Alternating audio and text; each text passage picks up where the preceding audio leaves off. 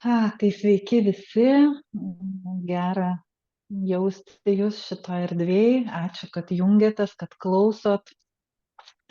Iš tiesų, ši tema mane lydi nuo spalio mėnesio labai aktyviai ir intensyviai, nuo to laiko, kai iškeliavo mano močiutė. Ir kaip mes visi jau esam tikriausiai daugelis pastebėję, kurie einam sąmoningumo keliu, dvasingumo arba šiaip pastebim aplinkybės, yra be galo stiprus sinchronizacijos dėsnis. Ir kai mes praeitą kartą kalbėjome meilės tema ir prieš ją sakom, tai kokia bus kita tema su Aiste. Ir man labai aišku buvo, kad reikia kalbėti apie mirtį, bet nelabai buvo dar visai aišku, kodėl šita tema tokia reikalinga. Jau buvo dalis paveikslo atsiskleidę, bet dar ne visai iki galo. Ir dabar penktadienį mirė mano mylima teta. Ir aš suprantu, kad šitas laivas turėjo vykti dabar, kai aš pati esu gedėjimo ir išlydėjimo procese. Matyt, viskas taip turėjo, sutapo, dieviškas planas sutapo su žemiškosiom aplinkybėm. Ir jeigu taip dar, kaip čia labiau praplečiant, kodėl mane šita tema taip stipriai pradėjo liesti paskutiniu metu, nes gal pradėsiu nuo kito galo istorijos, kad kažkas gal žino, kažkas ne, bet aš pastaruosius 2 metus mokausi pas nuostabią mokytoją Violetą Petraitienę. Ir dabar, kaip tik praeitą pusmetį, baigėsi mokslai pas ją ir buvo tokia galimybė pasirinkti asmeninę mentorystę. Ir aš labai labai to norėjau ir esu be galo dėkinga, kad gavau tą galimybę pas ją apsilankyti asmeniškai, individualiai, ir tai vyko visai nesenai, vasario, man atrodo, kad 7 ar 8, bet tom dienom. Ir nuvažiavus pas ją į susitikimą, mes atsisėdom į meditacinę tokią būseną. Žinoma, kas yra jautęs energijas, tai žino, kad nuvažiavus pas Violetą energijos tiesiog yra, jaučiasi labai stipriai ir kartais net yra sunkiai pakeliamos fiziniam kūnui, man asmeniškai. Ir vos ne pirmas klausimas Violetos buvo man, kas nutiko tavo gyvenime spalio mėnesį. Ir aš atsakiau, kad spalio mėnesį numirė mano močiutė. Ir tuomet Violeta manęs klausė, ir kokią mintį tu kaip ir nustūmei į šoną, kuri tau atėjo spalio mėnesį. Ir aš aišku iškart supratau, kad ta mintis, kuri man atėjo išlydint mano močiutę, buvo tai, kad aš galiu padėti žmonėm iškeliauti iš šio pasaulio, išlydėti sielas.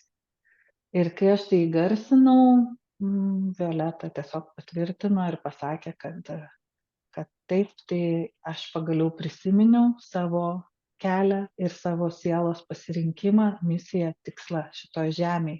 Ir kad mano močiutė tam pasitarnavo, nes susiklostė taip aplinkybės, kad aš vienintelė galėjau būti su ją paskutinės 5 dienas iki jos išėjimo, tada jos išėjimo valandą. Ir paskui jos urna buvo iki laidotuvių irgi pas mane namuose, apie savaitę laiko, jau dabar labai tiksliai nepasakysiu, ir aš su ją labai aiškiai žinojau, ką daryti visą laiką, tiek jai išeinant, tiek jau jai išėjus. Ir aišku, kai vyko tas mentorystės susitikimas asmeninis, ir man kaip ir tada išeinant mano močiutei, kai man atėjo tas žinojimas, kad aš galiu padėti, man iš karto toks pasipriešinimas žemiškos sąmonės buvo, kad tai bet aš nenoriu, kad man tai gal nelabai linksma, nelabai įdomu, kažkaip aš netaip planavau savo gyvenimą.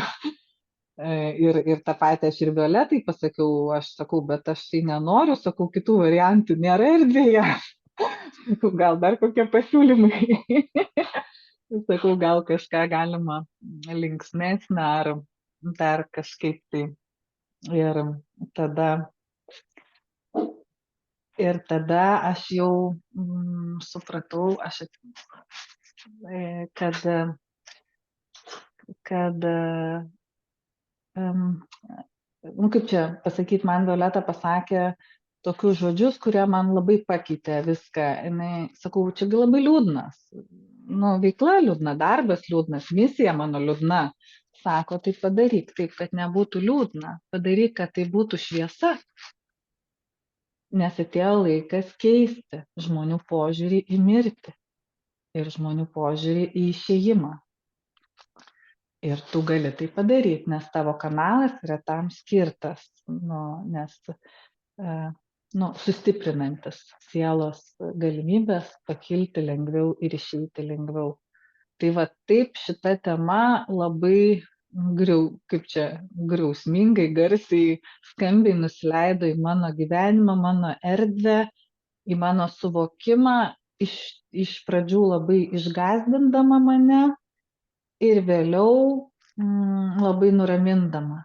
Nes aš pirmą kartą gyvenime pajaučiau tokią absoliučią ramybę, kad aš esu savo kelyje, aš absoliučiai gerai žinau, ką man daryti, aš tai priimu, renkuosi, aš tai noriu daryti ir aš pajaučiau begalinę ramybę, nes toks jausmas man atėjo pirmą kartą gyvenime, kad aš nebeturiu nieko ieškoti, kad man nebereikia galvoti, koks mano gyvenimo tikslas, kad man nebereikia mokytis, eiti kursų, dar kažką. Ta prasme, aš galiu daryti, ką noriu, eiti mokytis, dar kažką, bet kad visos tos žinios yra manyje, manyje lyg atsivėrė skrynia tokia su absoliučiu žinojimu, ką man reikia daryti. Tai aš esu be galo dėkinga už visą šį stebuklą savo močiutei, savo giminės moterim šią dieną ir savo tetai ir Violetai. Ir kaip Violeta pajuokavo, sako, tavo mentorystė baigėsi, Eva, eik ir dirbk. Tai va, tokia trumpa įvadas, toks trumpas iš tavo, kaip čia viskas susiklostė taip labai suaktyvintai. Tai tau, Aiste, perduodu žodį. Ačiū, Eva, už tokį ir nuoširdų tavo pasidalinimą. Aš su šia tema mirštančių ar mirusių palydėjimo, aš tokį jausmą turiu irgi jau seniai, jau tikrai daug metų.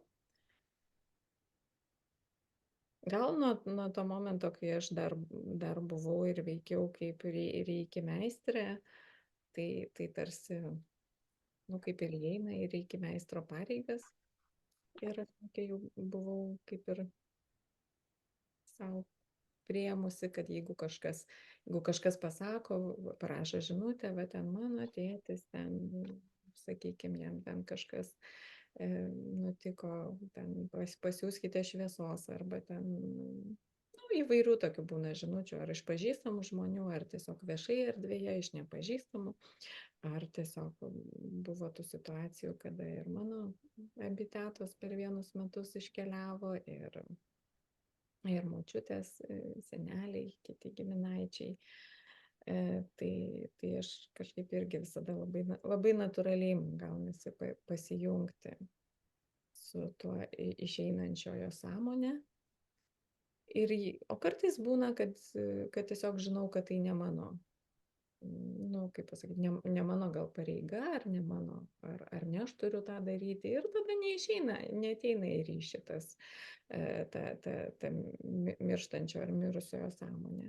Bet kai išeina į ryšį labai dažnai, ir labai dažnai galiu nu, tas matosi, ta šviesa, kuri užlieja tą žmogų, tas jo kitokia būtis, jau nusikračius, išsilaisvinus iš to žmogiškumo, kiti suvokimai, kurie ateina. Aš pamenu labai ryškiai, kai mano močiutė prieš kokius gal 7 metus iškeliavo, man tiesiog pusseserės parašė žinutę, kad jau močiutė išėjo, nu, kad jau močiutė mirė. Ir aš nebuvau prie jos fiziškai, jinai buvo kitame mieste ir aš tada iš karto atsisėdau, pasijungiau, nu taip aš vadinu, pasijungiau ir pradėjau bendrauti su savo močiutės sąmonė. Ir jinai tada jau iš tos perspektyvos sako, sako, vaikeli, tai aš dabar suprantu, ką tu dirbi. Nes iki šiol, nes žmogiškam lygmenį jinai nesuprasdavo, ko čia ta anūkė užsiima, kokiais čia energetiškais darbais. Sako, dabar aš matau, ką tu dirbi. Tai tokių būna labai gražių tų momentų ir iš tiesų tas yra, nu turbūt sakyčiau, faktas, kad išeinantis neliūdi, jiems nebūna liūdna, jie išeina visiškoj šviesoj. Be abejo, gali būti įvairių situacijų ir gali žmogus išeidamas jausti kažkokią emociją. Ir kartais būna žmonės, kad jiems sunku yra išeiti, nes jie, pavyzdžiui, jaučia kaltės jausmą. Ir esu turėjus tokių situacijų, kur vis tiek jau būna, kad aišku, kad jau žmogus miršta, ten kur nors ligoniniai prie kokių aparatų, bet miršta, o negali numirti. Ir vieną kartą esu prie viena kolegė tiesiog parašė tokią žinutę, nu, bendrą ten į mūsų bendrą įstaigą. Ir aš tada pasijungiau prie jos tėčio, labai aiškiai pajutau, kad jisai turi didelį kaltės jausmą, tokią didelę savigraužą. Nu ir aš jį tada tą sąmonę, aš į jo tą, kuri negali nuo šito atsikabinti, taip pravedžiau, prainstruktavau, kad jisai gali, nu, kaip parodžiau jam, kaip jisai gali paleisti savo kaltės jausmą, kaip jis gali atleisti savo. Ir paskui po keletos valandų jau gavau žinutę, kad jisai jau nurimo ir iškeliavo ramiai. Iš tiesų šitas ir šitą turbūt gali daryti galbūt, nu, ir bet kuris giminaitis, artimasis, bet turbūt situacija yra tokia, kad patys artimiausiai, jie vis tiek labai gedi ir labai liūdi ir jiems yra sunku pamatyti tą išėjimo grožį gal ir išėjimo džiaugsmą ar tą išsilaisvinimą. Nes kartais tai tikrai būna jausmas išsilaisvinimo. O tie, kurie yra arba profesionalai, kaip dabar jau Eva irgi save gali įvardinti kaip jau žmogum profesionalu, galbūt dar be didelės patirties, bet su dideliu vidiniu žinojimu, ką daryti tose situacijose. Ar aš su šiokia tokia patirtim, tai tuomet mes galim būti, ta pagalba, nežinau, tarpininkai, gal neteisingas žodis, bet tiesiog tokia pagalba, palaikymas erdvės visam tam procesui. Nes iš tiesų artimiausiai žmonės turbūt labiausiai susiduria su savo emocijom, su savo jausmais, liūdesio, pykčio kartais to tokio neteisybės jausmo. Nu, yra daug turbūt psichologinių ten tų knygų parašyta ir per kokius etapus neigimas ar ne išgyvena žmogus, kuris neteko labai artimo žmogaus. Ir per tą filtrą tų visų emocijų gali būti sunku pamatyti tą būtent, tą kitą lygmenį, kuris yra aukščiau emocinio lygmens, apie tai, kaip ta sąmonė išsikūnija, kaip jinai atliko savo vaidmenį, atliko savo darbus, kaip vyksta ta peržvalga, kaip ją pasitinka, jos galbūt angelai, galbūt irgi artimos kitos sielos, galbūt kažkokie kiti jos pačios aukštesni sąmonės lygmenys.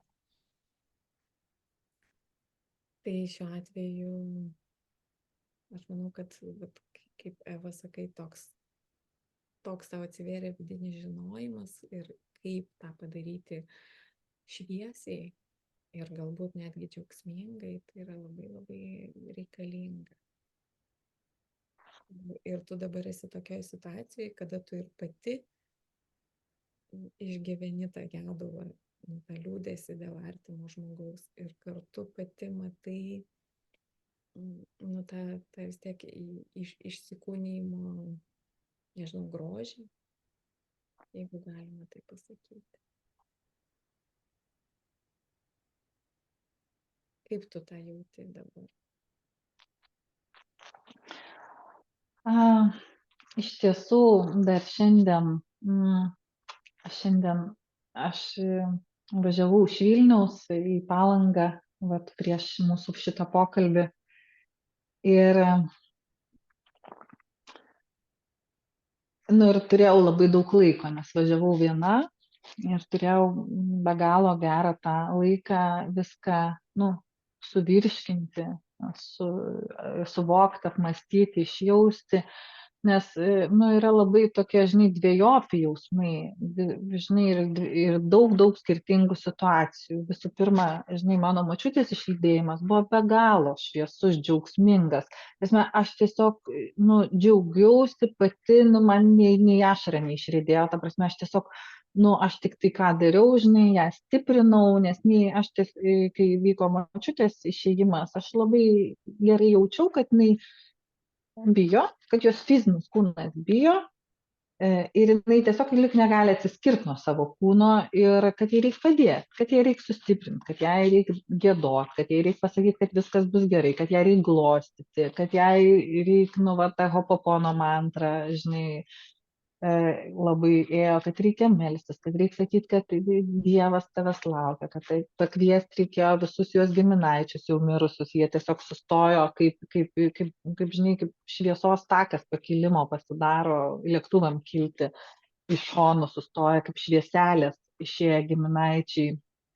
Reikėjo tiesiog jos žemiškam protui pasakyti, kad viskas bus gerai, kad tavęs laukia, kad išeik.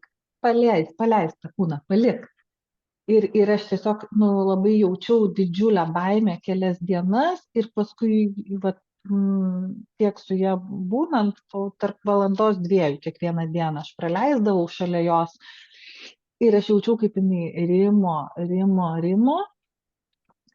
ir jinai išėjo visiškai rami. Ir aš supratau, kaip yra svarbu žmogui tikėti, vis dėlto tikėti, kad yra Dievas, kad siela amžina, kad sąmonė amžina, kad jis nemiršta, kad jis eina į kitą savo variantą, aukštesnį galbūt sekantį įsikūnymą. Kaip tai yra svarbu. Ir aš labai gerai pamenu, kaip mano močiutė visą laiką, kadangi tai buvo mano mylima močiutė, kuri mane augino vasaromis, ir mes paskutinius kelis metus, kadangi buvo 92 metai, kai jinai išėjo, tai jinai vis kalbėdavo apie mirtį ir jinai sakydavo, bet aš tai netikiu, kad ten kas nors yra, aš tai netikiu, net prie stalo, aš jai ten bandydavau sakyti, kad yra, ten atsimenu, esu nuvežus ir Violetos knygų, ir Rimanto knygų, ir Rūsgio, ir kažkaip man vis norėjosi to aplinkelių, jau nekalbu apie tas krikščioniškas knygas, Toliatų ir kitas, jinai ten daug turėjo pasidėjusius tėvo Stanislovo. Ir jie skaitydavo ir vis tiek sakydavo, aš tai netikiu šitais dalykais. Ir mirties atveju tas netikėjimas, aš supratau, kad jis yra tada baimė, tada tai yra baisu, kai tu netiki.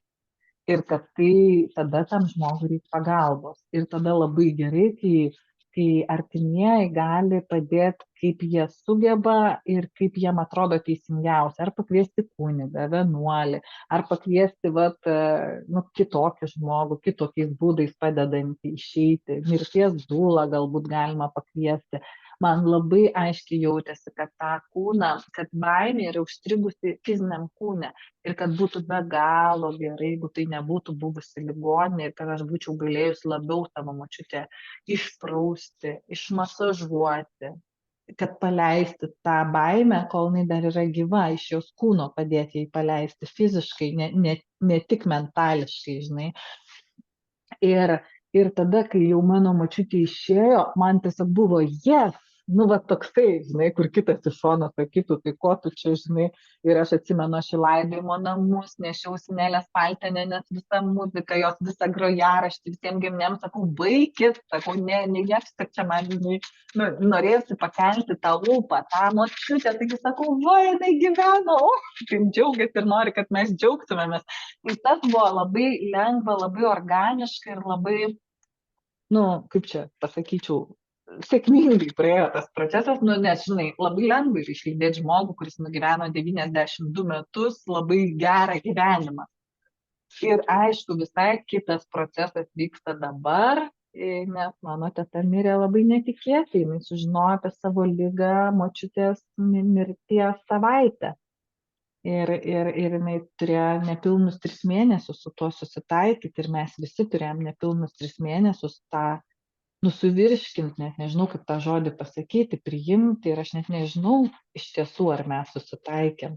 Nes vis tiek tai buvo labai didelis šokas ir vis dar yra, nes nu, jinai labai stipriai dar jaučiasi erdvėje. Ir aš suprantu, kad, aha, matai, Eva, kaip lengva yra kalbėti, kad išlydėkime su džiaugsmu, kai tai yra vat, močiutė sena, žinai, ir kaip sunku yra, kai tai yra toks, atrodo, jaunas, gyvybingas žmogus, pilnas gyvenimo džiaugsmo planų ir kai tu jį matai gyvą, žinai, prieš akis ir tada, žinai, aš suprantu, kad, nu, čia nėra vieno patarimo žmonėm ir nėra vieno būdo. Ir nors aš puikiai jaučiu jos sielos džiaugsmą ir begalinę šviesą, bet man liūdna. Ir aš šiandien su garsiausia muzika važiavau ir verkiau ir džiaugiausi, kad turiu tą erdvę tokią, žinai, kur gali verkti ir niekas tavęs negirdi ir nemato. Ir tą išleisti, nu, nes liūdna, nu, tai yra liūdna. Ir aš suprantu, kad mano liūdesys visiškai nepadeda ir netarnauja mano tetai, bet aš suprantu, kad aš kažkaip turiu ir savo padėti savo žemiškam kūnui, protui ir emociniam tam visam, žinai, balansui. Ir aš supratau, kad, nu,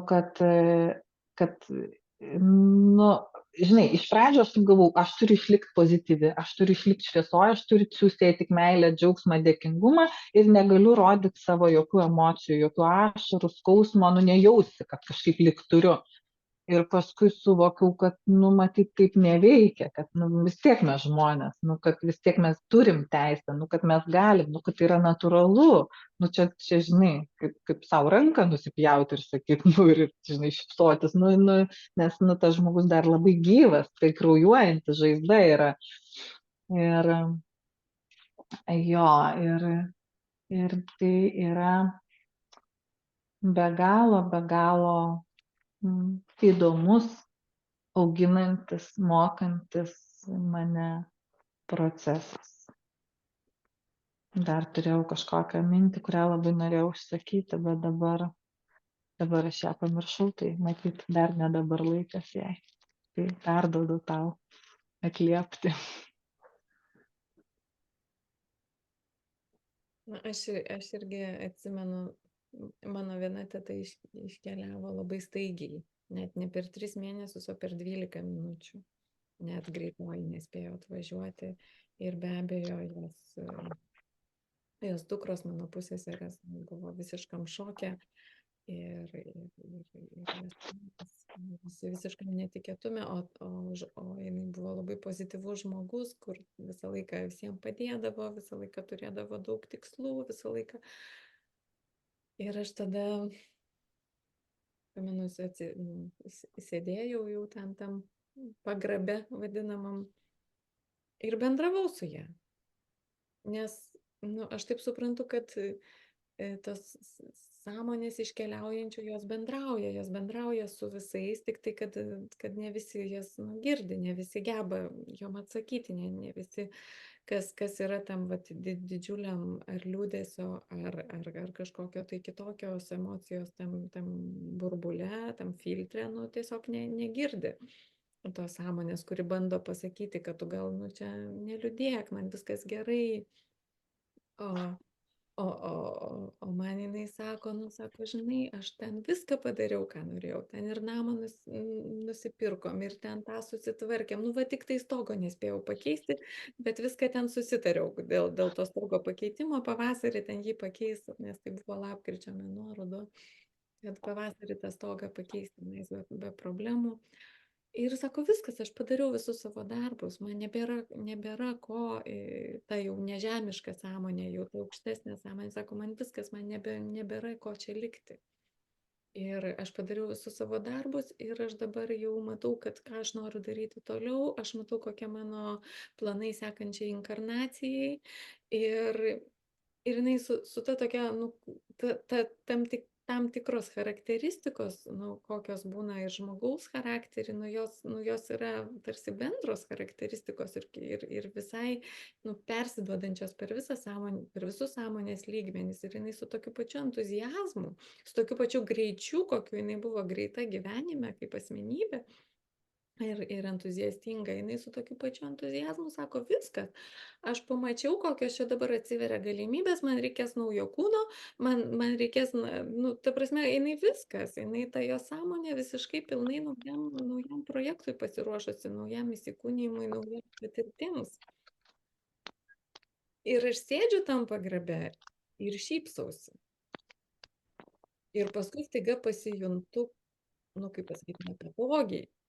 Nes aš taip, nu, kaip pasakyti, turėčiau sėdėti ir liūdėti, nu, pagal visą etiketą, ne, pagal visas normas, pagal viską, nu, galų galia, nu, vis tiek tas emocinis toksai liūdėsio, jisai irgi nutvyro, visi liūdi, visi. Bet kai žmogus buvo toksai, nu, linksmas, entuziastingas, tai iš tiesų visi susirinkę buvo labai linkę taip pat prisiminti, nu, gerus dalykus, linksmas istorijas, kažkokius va tokius pasakoti. Nu, kažką smagaus apie ją prisiminti, bet kartu va, tas va, ateina toksai, kad ar aš čia tikrai turiu teisę džiaugtis, nu, ar aš čia gal atrodau kaip kažkokia tai, nu, kukų, arba mane čia kažkas dabar pasmerks, jeigu aš čia sėdžiu ir šypsausi, o čia lyg tai pagal viską, nu, turėtumėm elgtis kitaip. Ir va šitoj vietoj, nu, labai, labai aiškiai jaučiu, kad pas mus, nu, tas žmogiškos tradicijos, žmogiškas lygmuo yra išmokytas va, elgtis vienaip ir kad tarsi, nu, legalu tuo metu jaustis taip. O kažkaip kitaip jaustis, nu, jau lyg ir tu neturi teisės, nu, nebent esi vaikas ir nu, reiškia, kažko nesupranti. Tai va šitą tokį, nu, tą dvilypumą, arba netgi, nu, keliasluoksniškumą turbūt galim suprasti. Aš manau, kad labai svarbu žmonėms, nu, tiesiog savo tada galbūt suvokti savo jausmus, nes kažkas gali būti, kad tiesiog pyksta. Pavyzdžiui, pyksta, kad, nu tarkim, ten, vat, dukra galbūt sėdi ir pyksta, kad kaip tu drįsai dabar ten mane palikti. Arba kai nu, ten buvo kažkokių situacijų, kada artimas žmogus išeina ir tie, kurie lieka, jie lieka, jie jaučiasi, nu, bejėgiai, kaip palikti, kaip apleisti. Ir tą irgi svarbu suvokti, kad aš dabar, nu, jaučiuosi taip, kad aš jaučiuosi, kad aš nežinosiu, kaip gyventi, kad aš jaučiuosi paliktas arba apleistas. Ir savo tą jausmą, tą emociją įsivardinti. Ir šitoj vietoj, man atrodo, yra, nu, vienas svarbiausių dalykų turbūt yra, kuris apskritai jaučiu šiaip yra labai labai svarbus žmogiškose patirtyse. Mūsų tai yra pagarba. Tai yra pagarba kitos sąmonės pasirinkimui. Ir nesvarbu, kaip ir kodėl tą sąmonę pasirinko iškeliauti tuo metu būtent. Bet tai yra jos pasirinkimas ir mes tą turime absoliučiai gerbti. Ir be abejo, tai yra lengviau pasakyti negu padaryti. Ypatingai, kai kuo žmogus yra jaunesnis, tuo yra sunkiau gerbti jo pasirinkimą išeiti. Bet tai yra apskritai pagrindas pagarbai vieni kitų pasirinkimams ir priėmimas vieni kitų pasirinkimus be teisimo ir be vertinimo. Nes aš jaučiu, kad iš įpročio teisti, smerkti ir vertinti mes galim išeiti per pagarbą kitos sąmonės, laisvai, valiai, laisvam pasirinkimui.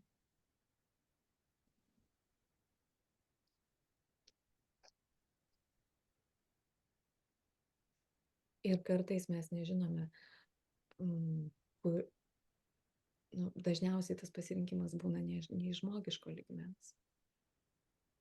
Išsikūnyti gali pasirinkti sielą, gali pasišaukti sielą iš kūno ir aukščiausią sąmonę, ir monadą. Ir kai žmogiškas sąmonė pasirenka išeiti, tai būna savižudybė. Tada būna šito žmogiško lygmens pasirinkimai.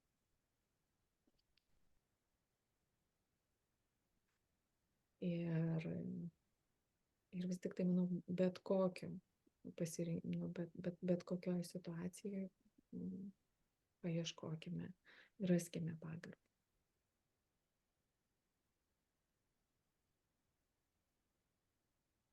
Kaip tau jaučiasi? Man atrodo, tai yra vienas svarbiausių dalykų, ką norisi perduoti žmonėm. Bet tai, ką tu dabar kalbi, nes mes abi puikiai tą su tavim patyrėm ir išgyvenom, iš tiesų, darydamos sesiją mano sergančiai tetai. Ir tai buvo pati pagrindinė žinutė, kuri mum atėjo iš jos, kad gerbkite mano sielos pasirinkimą ir nustokite mane spausti gyventi.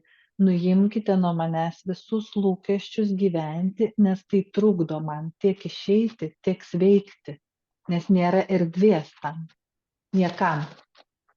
Ir man tas taip, žinai, taip keista, aš galvau, kad mes čia, žinai, pasakys mum, kaip čia jai padėti, ką čia daryti. Nu, žinai, tas žmogiškas protas buvo prisikūręs visokių variantų, tik ne tokio. Kad atstokit nuo manęs, leiskit man daryti tai, ką aš renkuosi daryti ir nebespauskit manęs gyventi. Nes dėl to ir gyventi aš negaliu, ne tik mirti.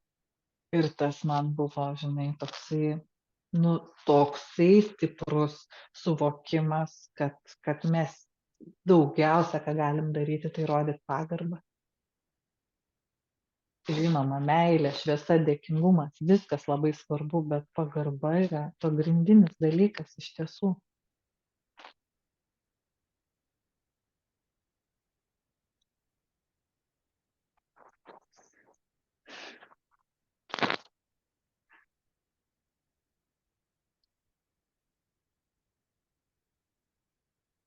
Ir aš kažkaip dabar prisiminiau irgi savo kitą tetą, kuri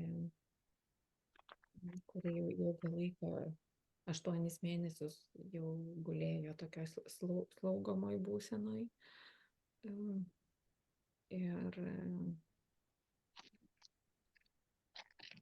man atėjo, man tiesiog pasakė per meditaciją datą jos iškeliavimo ir aš tiesiog jau susiplanavau tada nuvažiuoti, nes mieste. Ir pasirodo, jau jinai tą dieną buvo 2 kartus jau, kaip pasakyti, iškeliavusi ir ją 2 kartus jau medikai atgaivino su elektrošoku. Ir tuomet aš klausiau to gydytojo, sakau, bet tai žmogui virš 80 metų, jis jau 8 mėnesiai guli pusiau nesąmoningoj būsenoj, sakau, kodėl jūs ją gaivinat? O kodėl jis jai, sakau, neduodat numirti? Nu, va, sako, tokia mūsų pareiga, tokios taisyklės, mes negalim, mes privalom. Ir reiškia, jeigu žmogus miršta, tai mes privalom vis tiek su elektrošoku į širdį ir, reiškia, atstatyti vis tiek širdies darbą. Ir sako, bet sako, suprantat, sako, kartais būna jaunas žmogus ir jį gaivini ir net gaivini, o čia va 80 virš ir 2 kartus atgaivini. Ir va tas momentas, nu, to mūsų dabar įpročio, ne, kad mes taip norim, kad mus kažkas išgelbėtų, pasiimtų atsakomybę nuo mūsų. Mesgi tarsi permetam atsakomybę medikams, ar ne, kai vežame žmogų į ligoninę, tai mes permetam atsakomybę medikams, jūs ten pasirūpinkit. Paskui tą kūną išsiveža išveža į morgą, paskui iš to morgo jį pasiima, kokia nors ten laidojimo biuras, ten jį kažkaip, nežinau, sutvarko, aprengia, viskas taip, kad tik nereiktų patiems prie to prisiliesti, kad tik nereiktų patiems su tuo susidurti ar patiems prisijimti jokios atsakomybės, kad tarsi viskas būtų lyg taip papudruota, sutvarkyta ir mes to galėtumėm išvengti tos susidūrimo su tuo kūnu. Nes mes iš tiesų nežinom, ką su juo daryti. Ir aš pamenu, kai mūsų bendra draugė Ieva, kai jinai išlydėjo savo mamą, ir jinai paskui man pasakojo, sako, ten jau buvo tokia stadija, kad jau buvo aišku, kad ligoninė nieko nepadės, tai ligoninė niekas jau ten nevažiavo. Ir paskui sako, aš ją pati savo rankom visą išprausiau tą kūną, su meile didžiausia, su viską, su dėkingumu, išprausiau, aprengiau. Tai iš esmės tas mums leidžia pajausti, kad kiek mes daug galime duoti, dar net ir tam jau kaip pasakyti, jau mirusiam kūnui, tam, tai sąmoniai, tai sielai, tom energijom, kurios išsikūnija, kiek mes dar daug galim duoti, per tai, kad mes su meile liečiamės prie to kūno, ne su baime, nes, kad mes kad pasižiūrime į akis tam procesui, o negalvojame, ai, tegu padaro kažkas tai už mus. Kad iš tiesų mes galim dar labai daug padaryti. Dėl to aš manau, kad yra, ne veltui tradiciškai yra tos 40 dienų, arba tas keturnedėlis, 30 dienų, tos Tibeto mirusiųjų knyga su visa instrukcija, kaip tenais tam mirusiam, tai sąmonė išėjusiai keliauti, kur yra skaitoma paskui ten tas 40 dienų, ta instrukcija, nes dar ta sąmonės dalis, kuri buvo įsikūnijime, jinai dar būna labai arti. Ir jai būna reikia mūsų pagalbos. Ir mes galime su ja bendraudami arba per sapną. Pamenu, mano mama tada pasakojo, kai teta jau išėjo, aš likau rūpintis iš tiesų visais tais žemiškais dalykais, kaip ten mirties liudijimas ir taip toliau. O mama sapne ją pravedė pro tunelį irgi išlydėjo. Kad ta pagalba yra reikalinga. Ir aišku, kuo mes tą darome iš aukštesnės vibracijos, iš aukštesnio dažnio, tai yra iš tos pačios pagarbos, iš meilės, iš gerų prisiminimų, iš džiaugsmingų prisiminimų, tuo mes labiau galime padėti, iš dėkingumo. Mes labiau galime palaikyti tą erdvę, palaikyti tą, kaip sakai, šviesos pakilimo taką. Ir aš pamenu vieną tokį momentą, kai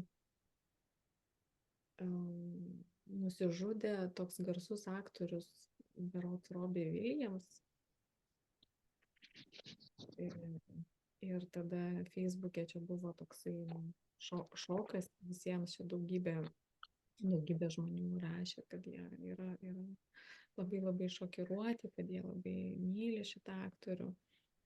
Ir tikrai per pasaulį vilnijo ta tokia meilės banga, kad labai labai daug žmonių reiškia įvairiose pasaulio šalyse, reiškia labai didelę meilę tam aktoriui.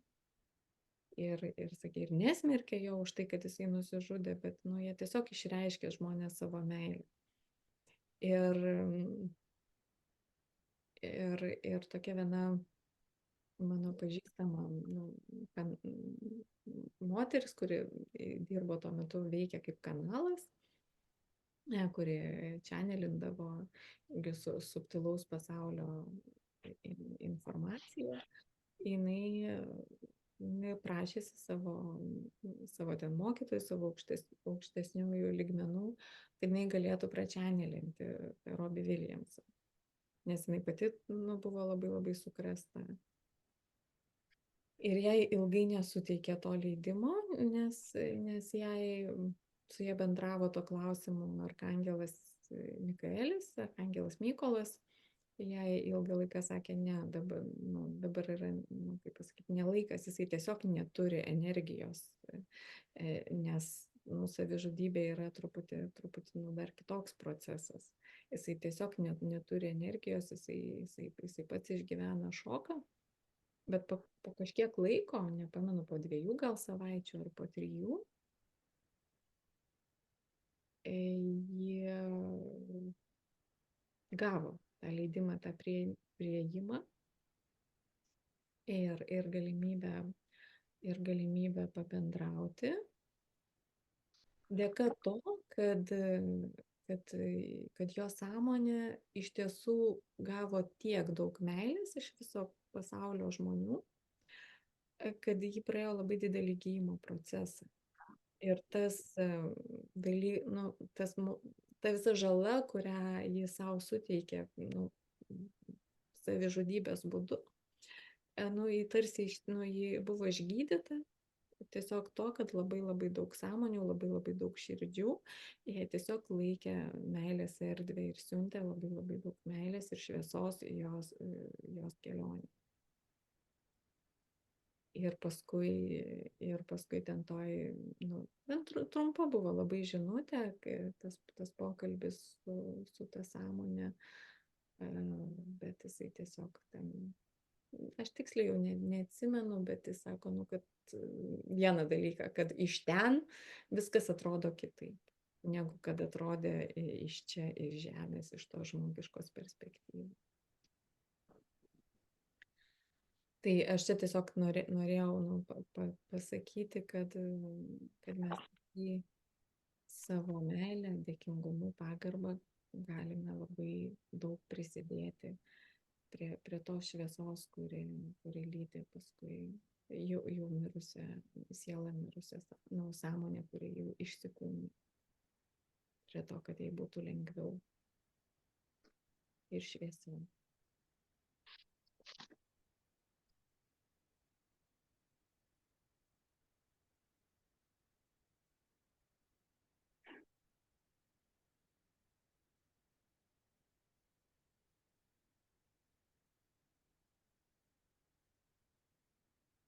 Bandau išjausti, žinai, kas būtų dar tikslinga perduoti žmonėm. Man visi tie suvokimai, kurie man yra atėję, aš esu juos raštu į materinius, užrašus, galėsiu įdėti komentarus po šito video, kad dabar gal antrą ten nesikartoti. Bet gal ką jūs galit padaryti, jeigu jūs būsit, būsim, mes visi laidojam savo tėvus, giminaičius ir kitus mums brangius žmones, tai ir jeigu jums tai skamba ir rezonuoja, aš labai taip stipriai jaučiu, kad kristalinė sąmonė yra labai didelis pagalbininkas sielų lengvesniam pakilimui. Ir man išsijautęs svarbiausias kristalas yra kalnų krištolas, kuris labiausiai padeda tranzitui ir šitam procesui. Ir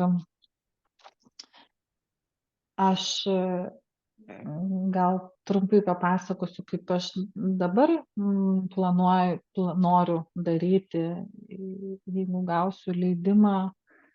Tai esu vakar Vilniuje, nusipirkau kalnų krištolo ir ne tik, ir rožinio kvarco, ir ametisto, bet pagrindinis darbininkas bus kalnų krištolas. Aš nusipirkau 3 akmenukus, užtektų 2, vieną mažą, kitą didesnį. Pageidautina, kad jie būtų su smailiu viršum, tokiu kaip pieštuko formos, ar juos taip, bet tokius panašius, vieną tokį ir vieną mažiuką.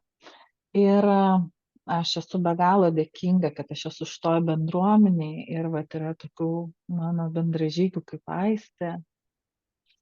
Esu be galo dėkinga už bendražygę Svajonę, kuri turi kupolą, nes tam procesui yra nuostabu, jeigu gali gauti galimybę su urna atvažiuoti į sakralinės geometrijos formos kažkokį tai pastatą, pavyzdžiui, kaip kupolas.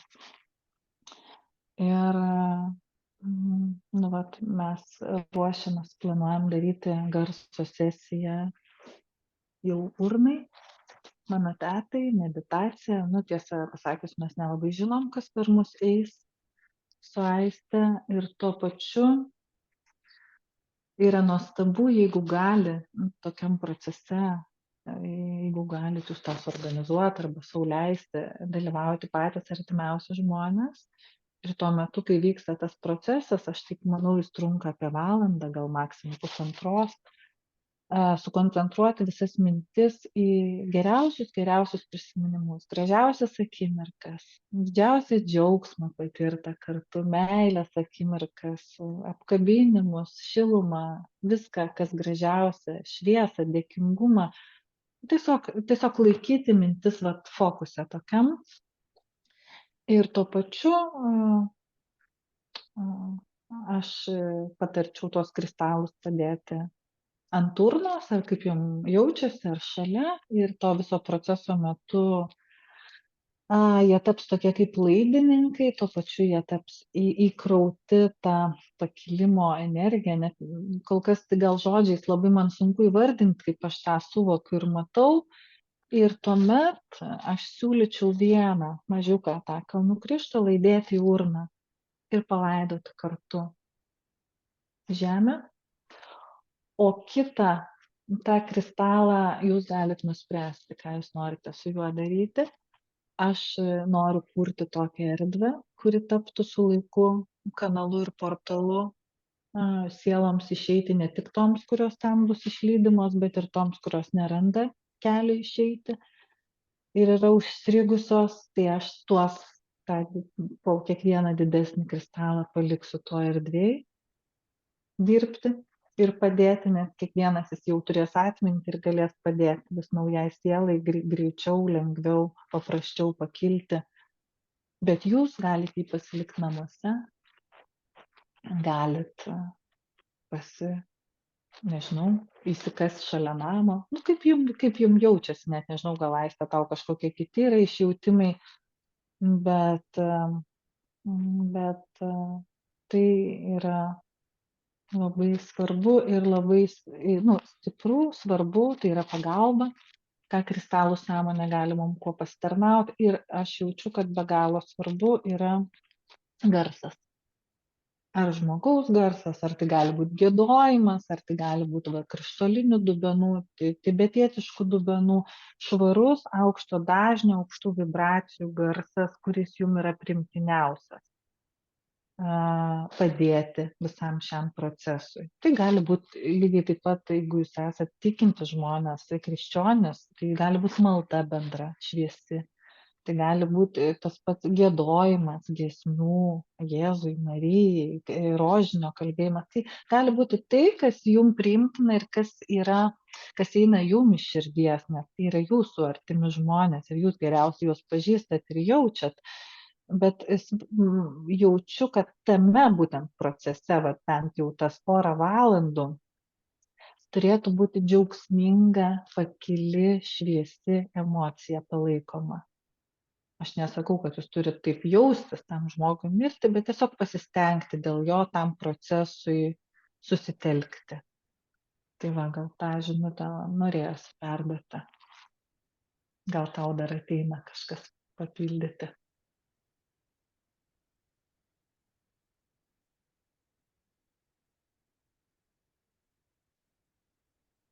Nu, čia vėlgi turbūt yra momentas, kada reikėtų galvoti ne apie save, nu, ne apie tai, kad čia man liūdna, ar man kažkaip blogai, ar kaip aš gyvensiu. O galvoti apie tai, nu, kaip galiu geriausiai dabar pasitarnauti tai išsikūnijančiai sielai ir sąmonė.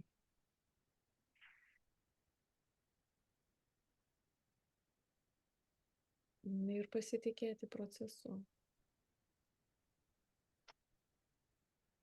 Ir be abejo, nu, tas ką tu viską paminėjai, tai yra tiesiog tokia realios sąmoningos pastangos palaikyti aukštesnį dažnį, aukštesnį virpesių dažnį. Ir kuo aukštesnis virpesių dažnis, nu, to be abejo procesai vyksta lengviau, sklandžiau, šviesiau. Ir kitas momentas, kuris dar man ateina, kad jeigu jūs nežinote, ką daryti, jaučiatės pasimetę, jūs, ir taip gali būti net ir tiems, kurie gudrus atsisėsti, pašnekėti kažkaip. O kažkokiu momentu tiesiog tikrai gali visas tas žinojimas užsidaryti ir tai buvo, ir tas žmogiškumas, jaustis labai labai pasimetęs. Kvieskime pagalbą, kvieskime angelus, arkangelus.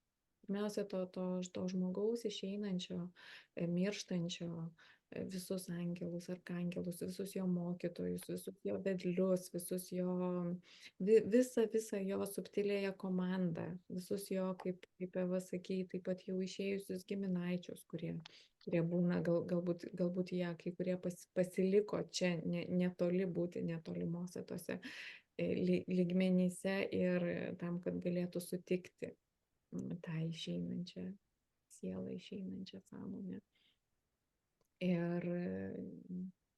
Ir netgi, jeigu žmogus ir nebūtinai, kai žmogus miršta, tą galime daryti, kai žmogus suserga, būna ligoniniai, tai taip pat irgi visada galime kviesti visus jo angelus, arkangelus, mokytojus, taip pat kviesti visų gydytojų angelus, arkangelus, mokytojus, kurie daro operacijas ir taip toliau, kad nukreiptų tą ranką teisinga linkme, kad nukreiptų, kad tam gydytojui irgi ateitų ta teisinga intuityvi įžvalga, ką čia teisingiausia daryti.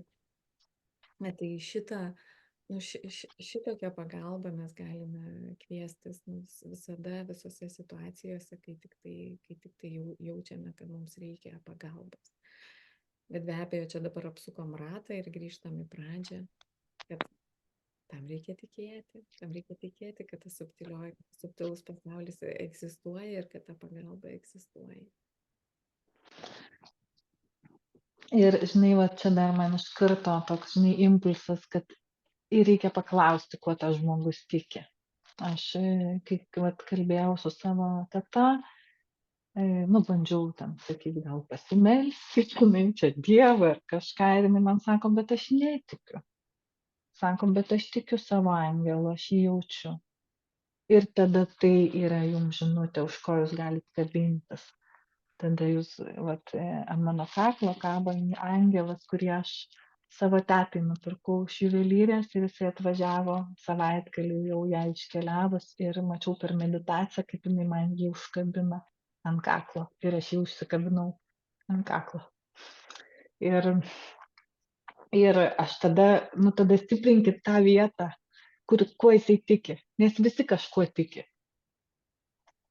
Tai va tiek. Taip, jeigu žmogus yra, pavyzdžiui, mokslininkas ir jisai tiki tik tai ten fiziką ir mokslu, tai kvieskit jam Teslos sąmonę, Einšteino sąmonę.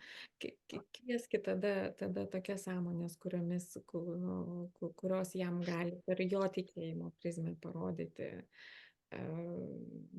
taip pat jį išvesti į aukščiausią šviesą, į tai, kur jam yra geriausia.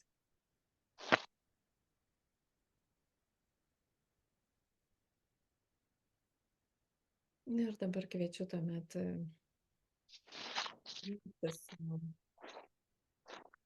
su visais savo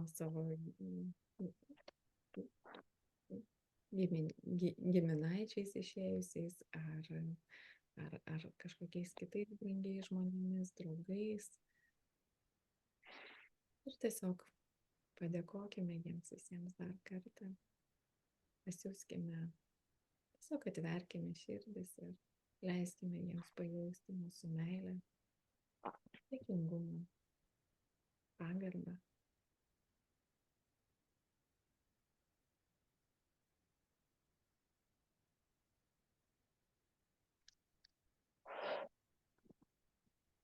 Ir dabar lygiai tokią pačią meilę, pagarbą ir dėkingumą atverkime visiems gyviesiems, kurie mūsų.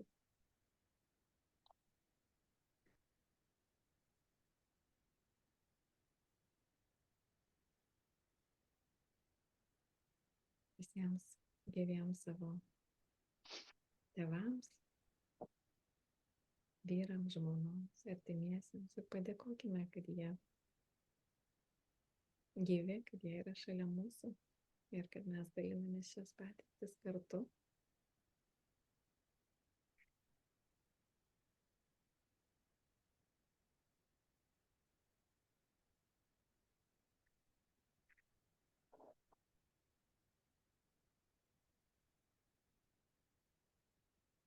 Ir ateina tas posakis memento mori,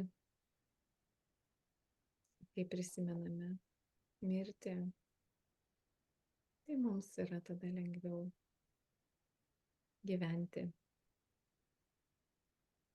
labiau pilnavertiškai, labiau laisvai, džiaugsmingiau.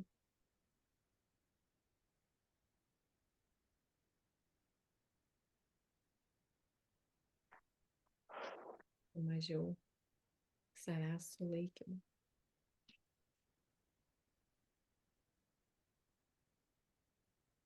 Ir tebūnie šviesa visur, meilė ir šviesa visur. Ir šiame pasaulyje, ir anapusybėje. Ačiū, kad jūs esate. Ir atsisveikiname. Ir taip yra. Susitiksime vėl po 2 savaičių. Kol kas dar net nežinome, kokia bus tema.